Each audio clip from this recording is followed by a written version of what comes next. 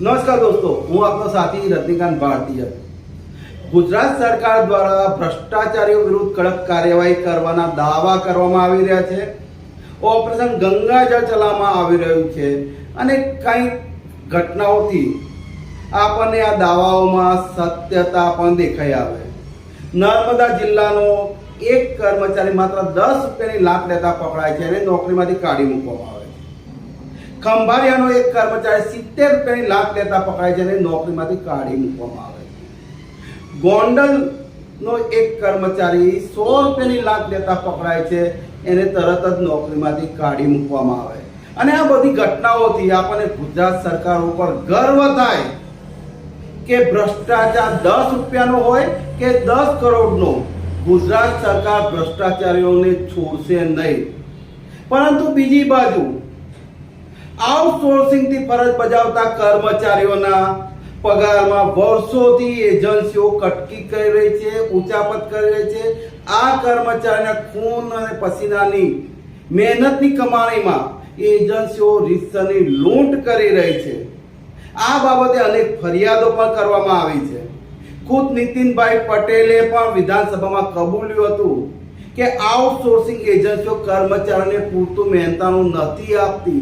એમ છતાં 10 વર્ષથી એક પણ એજન્સીને સરકારે બ્લેકલિસ્ટ નથી કરી કે ગરીબ કર્મચારીઓના ચોરેલા રૂપિયા હજુ સુધી પાછા નથી આવ્યા. વર્ષ 2023માં જિલ્લા પંચાયતના સામૂહિક આરોગ્ય કેન્દ્રો અને પ્રાથમિક આરોગ્ય કેન્દ્રોમાં આઉટસોર્સિંગની સેવા લેવા ટેન્ડર કરવાની સત્તા જિલ્લા વિકાસ અધિકારીને સોંપવામાં આવી હતી. અને ટેન્ડરની શરતમાં સ્પષ્ટ ઉલ્લેખ હતો કે લીવ ઓન કેશના નાણાં દર મહિને એસ્ક્રો એકાઉન્ટ મારફતે કર્મચારીઓને ચૂકવવાના રહેશે અને કર્મચારીઓને નિયમ કરતા ઓછું વેતન ચૂકવનાર, નાણાકીય ગેરરીતિ આચરનાર એજન્સીઓને નોટિસ આપ્યા સિવાય એમનો કોન્ટ્રાક્ટ સમાપ્ત કરવામાં આવશે. એમ છતાં નવેમ્બર 2023 થી આ દિન સુધી તાપી, દાહોદ અને ભાવનગર જિલ્લામાં અંદાજિત 2000 કરતા પણ વધુ કર્મચારીઓના લીવ ઓન કેશના નાણાંમાં અલ્ટ્રા મોડર્ન એજન્સીએ 6 કરોડ કરતા પણ વધુ રૂપિયાની ઉચાપત કરી છે. અને આ બાબતે તમામ પુરાવાઓ હોવા છતાં પણ જિલ્લા વિકાસ અધિકારીઓ દ્વારા કર્મચારીઓના રૂપિયા હજુ સુધી પરત ચૂકવ્યા નથી. એટલું જ નહીં, નાણાકીય ગેરરીતિ આચરનાર અલ્ટ્રા મોડર્ન એજન્સીનો કોન્ટ્રાક્ટ હજુ સુધી પણ ચાલુ છે. બીજી બાજુ ગુજરાત સરકાર દ્વારા પણ અલ્ટ્રા મોડર્ન એજન્સીનો કોન્ટ્રાક્ટ 1 વર્ષ માટે લંબાવી અને ભ્રષ્ટાચાર કરવા માટે ખુલ્લી છૂટ આપી દીધી છે. દેશના વડાપ્રધાન નરેન્દ્રભાઈ મોદીએ સૂત્ર આપ્યું હતું કે ખાતો નથી, ખાવા દેતો નથી. પરંતુ હાલમાં એજન્સીઓ અધિકારીઓને ભ્રષ્ટ નેતાઓએ મળી અને નવું સૂત્ર આપ્યું છે કે વેચીને ખાઈશું તો વૈકુંઠમાં જઈશું.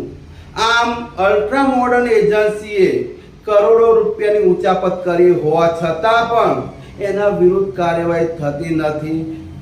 ત્યારે ગુજરાત જનતા જાગૃતિ મંચ દ્વારા મુખ્યમંત્રીને આવેદનપત્ર આપ્યું છે. એમાં ગરીબ આઉટસોર્સિંગ કર્મચારીઓના એજન્સી ઉચાપત કરેલા રૂપિયા પરત આપવાની માંગ કરી છે. સાથે સાથે નાણાકીય ગેરરીતિ આચરનાર અલ્ટ્રા મોડર્ન એજન્સીનો કોન્ટ્રાક્ટ તાત્કાલિક સમાપ્ત કરવાની માંગ કરી છે.